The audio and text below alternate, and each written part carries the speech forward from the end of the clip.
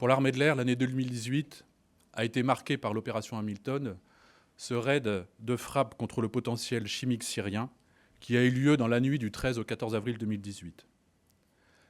Et pour l'armée de l'air, cette opération, ce raid aérien, est une excellente synthèse des savoir-faire, des compétences et des capacités mises en œuvre par l'armée de l'air. Au premier rang desquelles, je citerai la capacité d'entrer en premier. La deuxième capacité, sous l'autorité du chef d'état-major des armées, c'est la capacité, comme vous l'avez rappelé, de planifier, de commander et de conduire une opération de grande envergure, dite haut du spectre pour nous, et si nécessaire en toute autonomie. C'est également la capacité d'intégration de nos principaux alliés, que vous avez également mentionné, en particulier les États-Unis et la Grande-Bretagne. Et enfin, c'est la capacité d'intégration multidomaine dans les processus de planification et de conduite, et je pense en particulier au domaine spatial et au domaine de la cyberdéfense. Pour le domaine spatial, du début de la planification à l'évaluation de l'effet des frappes, le volet spatial est pris en compte. Par exemple, lors de notre montée en puissance, pour la préparation de la mission, nous assurons qu'aucun satellite inamical ne nous survole, afin que nous puissions rester le plus discret possible. Nous nous assurons aussi de la configuration de la constellation des satellites de navigation, afin de nous assurer une navigation la plus précise possible. Et enfin, nous assurons, en fonction de la météo solaire, de la qualité des transmissions. Concernant la cyberdéfense, l'armée de l'air, à l'instar des autres armées, sous l'autorité du COMCyber, doit s'assurer à tout moment de l'intégrité de ses systèmes de combat. Mais je voudrais souligner que pendant ces mêmes 48 heures, qui ont été marquées par l'opération Hamilton, l'armée de l'air, avec des Rafales qui sont partis de la base aérienne projetée de Jordanie, ont réalisé une mission d'appui des forces locales en Syrie. Que des Rafales, dans ces mêmes 48 heures, ont décollé de la base d'Al-Dafra pour protéger une frégate américaine dans le golfe arabo-persique à la demande des autorités américaines. Que des Mirage 2000 intervenaient au Sahel, au départ de la base aérienne projetée de Niamey, en appui des forces terrestres prises à partie par des groupes terroristes. Mais également, vous l'avez mentionné, l'armée de l'air réalisait la mission de police du ciel à Djibouti pendant ce même temps. Mais au cours de ces mêmes 48 heures, sur le territoire national, à partir de ses bases en métropole, l'armée de l'air engageait ses avions de chasse et ses hélicoptères de permanence contre des avions qui avaient commis des infractions ou qui avaient un comportement douteux, et également déclenché une opération de sauvetage au profit d'un avion de tourisme qui a malencontreusement atterri dans un étang dans la région de Montpellier. Donc vous pouvez le constater, le niveau d'engagement opérationnel de l'armée de l'air pendant ces 48 heures aura été particulièrement élevé. Mais ce que je voudrais souligner, c'est que cette densité de l'engagement opérationnel et la diversité des missions réalisées pendant cette période sont très représentatives des capacités mises en œuvre par l'armée de l'air pour la protection des Français. Alors je voudrais maintenant revenir sur les différents points que je viens d'évoquer en introduction. Tout d'abord, concernant l'opération Chamal. Donc vous vous en souvenez probablement, l'armée de l'air est engagée depuis bientôt 5 ans maintenant dans cette opération.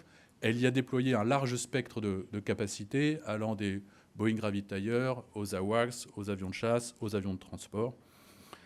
Mais surtout, pour l'armée de l'air, cette année 2018 et aujourd'hui, les moments que l'on vit sur ce théâtre, c'est aujourd'hui la confirmation de l'atteinte d'un état final recherché, qui était la fin physique du califat.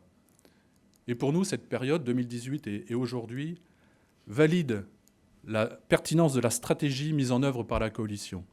Et j'entends par là cette capacité à frapper simultanément les centres de gravité de Daesh, ces centres de commandement, ces centres financiers, ces centres pétroliers, ces centres de fabrication d'engins explosifs improvisés, ces centres d'entraînement.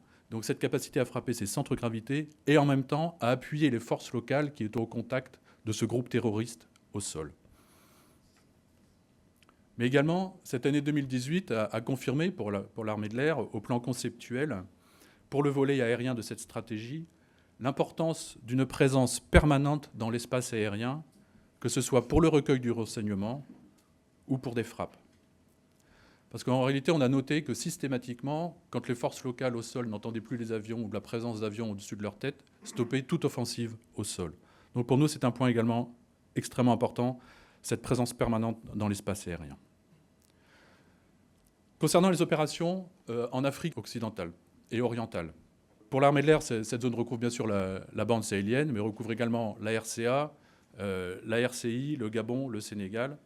Et donc, sur cette zone, l'armée de l'air, sous l'autorité du CPCO, donc du Centre de planification et de conduite des opérations, commande et contrôle toutes les opérations aériennes. Donc ça se fait à partir de son centre de commandement permanent basé à Lyon-Montverdun. Alors plus particulièrement, pour la BSS, l'armée de l'air pilote la manœuvre des capteurs ISR, dont l'efficacité est un préalable essentiel au succès des opérations au sol, comme vous le savez. Mais l'outil de combat que met en œuvre l'armée de l'air dans cette région, pour l'opération Barkhane, est particulièrement adapté à la rudesse des conditions climatiques, est particulièrement adapté à l'élongation de ces théâtres, mais surtout est particulièrement adapté à la furtivité et à la violence de l'ennemi que l'on y rencontre et auquel on est confronté. Et donc je voudrais signaler à ces derrière que la capacité mise en œuvre par l'armée de l'air, cette capacité d'intervention rapide, constitue en réalité très souvent une assurance-vie pour les forces au sol qui sont prises à partie par les groupes armés terroristes. Et ces interventions, ce n'est pas nécessairement des bombardements, ça peut être ce qu'on appelle des show of force, des show of présence. Enfin, un dernier point pour la bande sahélienne. L'armée de l'air assure par moyens aériens, avec l'armée de terre, la prise en charge médicale des personnels de l'opération Barkhane. Et c'est un volet extrêmement important dans la conduite des combats au sol. Alors j'en viens maintenant aux missions réalisées sur le territoire national. Alors au premier rang desquelles, on a ce qu'on appelle la posture permanente de sûreté aérienne, mais plus simplement la police du ciel. Alors de quoi s'agit-il ? Il s'agit simplement de protéger le territoire national de toute menace venant de la troisième dimension. C'est la mission de la police du ciel. Donc c'est une mission permanente qui, d'ailleurs, est plus ancienne que la dissuasion, puisqu'elle a été établie en 1949 et que le premier centre de commandement se situait place de la République. Donc c'est une mission très ancienne que l'armée de l'air conduit depuis.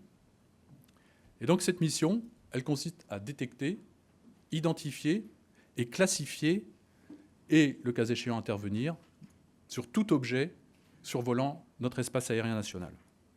Alors pour mémoire, et ce chiffre figure dans la plaquette, il y a 12 000 avions qui survolent la France tous les jours. Donc c'est vraiment un travail de base que l'armée de l'air réalise au quotidien. Mais une caractéristique essentielle de cette mission de police du ciel, c'est son caractère interministériel. Alors c'est une mission interministérielle parce qu'elle implique plusieurs ministères dans sa réalisation. Le ministère de l'Intérieur, le ministère des Transports, le ministère des Affaires étrangères, bien évidemment le ministère des Armées. Mais elle est également interministérielle en raison de son corpus juridique. Donc, par exemple, en janvier dernier, un passager a eu un comportement violent dans un avion et a voulu forcer la porte de l'équipage. Bon, d'abord, il a cassé la figure du steward et ensuite a voulu pénétrer dans le poste de pilotage. Là, c'est un premier indice d'une situation qui peut se dégrader, comme vous pouvez l'imaginer. Donc là, on fait décoller un avion d'alerte au titre du code de l'aviation civile. Ensuite, quand l'avion arrive sur l'avion de ligne, on vérifie le comportement de cet avion et s'il n'est pas conforme et on vérifie sa conformité par rapport à son plan de vol, on agit au titre du code des transports. Et ensuite, quand on exerce une contrainte, si on est amené à exercer une contrainte ou la force, là, on passe au code de la défense et ça devient de la défense aérienne. Donc, et c'est bien le commandant de la défense aérienne qui est placé sous l'autorité du Premier ministre pour cette raison, dans cette mission de police du ciel. Donc c'est le commandant de la défense aérienne qui assure ce continuum dans la mission. En réalité, cette action de l'État dans la troisième dimension est en quelque sorte le pendant de l'action de l'État en mer que vous connaissez tous bien ici. Alors pour 2018, on a constaté 300 situations anormales, ce qui a déclenché le décollage de 150 avions ou hélicoptères. Donc on entend par situation anormale, c'est par rapport, par exemple, à un avion qui ne répond plus à la radio, ou c'est un avion qui n'est plus conforme à son plan de vol. Donc ça, ce sont des éléments, ce sont des premiers indices d'une situation qui peut se dégrader. Donc pour nous, le principe est simple. Quand il y a un doute, il n'y a pas de doute, on lève le doute et on prend les mesures nécessaires. Et donc pour mettre en œuvre cette mission permanente de police du ciel, l'armée de l'air dispose d'un centre de commandement permanent à Lyon et également d'un dispositif robuste qui est composé d'avions de chasse, d'hélicoptères, d'avions ravitailleurs, et d'AWACS. Et ce dispositif est placé dans un délai d'alerte compatible avec notre évaluation de la menace. Mais ce dispositif de police du ciel est également utilisé lors d'événements à forte visibilité, qu'elles soient politiques ou médiatiques, pour protéger, enfin créer une bulle et protéger un espace géographique limité de toute intrusion, de toute menace venant de la troisième dimension. Donc, par exemple, en 2018, mais bien sûr le 14 juillet, mais ça, c'est pas spécifique à 2018 tous les ans, mais pour les manifestations du 11 novembre, par exemple, on a créé une bulle pour protéger l'événement. Enfin, toujours pour l'utilisation de ce dispositif de police du ciel, il est utilisé dans le cadre d'exercice des responsabilités de l'armée de l'air, qui a la responsabilité des opérations de recherche et de sauvetage des aéronefs en détresse. Et en 2018, et ça je figure dans la plaquette également, c'est 28 vies qui ont été sauvées dans cette mission de sauvetage et de recherche. Mais enfin, les moyens dédiés à la police du ciel peuvent être naturellement sollicités pendant les premières heures ou les premières minutes d'une crise sur le territoire national, une crise grave, interministérielle, qui nécessite l'emploi immédiat de moyens aériens ou qui nécessite une capacité de coordination immédiate. Et donc, pour faciliter le travail dans ce cas-là, l'armée de l'air a établi un certain nombre de protocoles avec des entités des autres ministères. Alors, principalement, c'est la DGGN, la DGPN, l'administration pénitentiaire,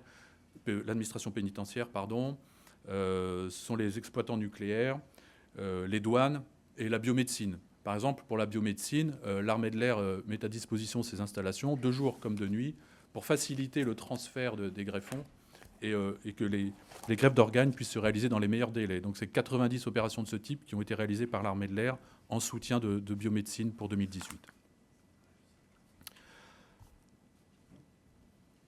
Enfin, ce que je n'ai pas évoqué dans cette mission de police du ciel, c'est un cas un peu particulier pour lequel nous avons des dispositions particulières. C'est l'approche de notre espace aérien des avions bombardiers russes à long rayon d'action que nous traitons par des dispositions particulières. Je voudrais dire maintenant un mot sur la surveillance de l'espace exo-atmosphérique. Donc tout à l'heure, j'ai évoqué en introduction le volet spatial, cette mission réalisée par l'armée de l'air, qui est l'appui aux opérations.